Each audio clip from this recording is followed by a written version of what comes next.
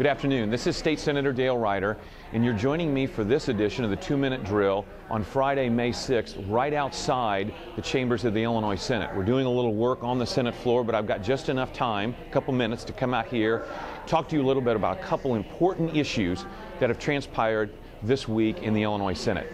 First, on the budget. This week, the Democrat majority attempted to move their own budget package, which they filed this week and shared with Republicans literally at the same moment, that would actually increase state spending by $800 million from the current year to next year. As we've talked about before, the three important goals budgetarily for this state should be: 1, to pay our bills; 2, to balance the budget; and 3, make sure that the 67% tax increase that passed in January is temporary, as those who voted for it said it would be. We cannot increase spending by anywhere near $800 million from this year to next year and achieve those three goals. I won't support a budget that increases spending from this year to next year. Second, House Bill 3500. I'm going to ask for your help on this issue.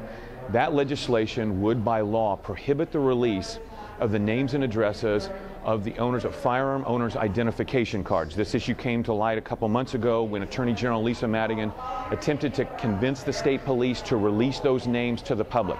Those names and addresses don't have any business being public. I don't have any business knowing if my neighbor has a gun or not. This legislation, House Bill 3500, would by law prohibit the release of those names and addresses. Please go to the Illinois General Assembly website at www.ilga.gov. Contact the members of the Senate Executive Committee. Urge them to vote for this bill. Also reach out and contact the governor's office and let him know you want to see this bill become law as well.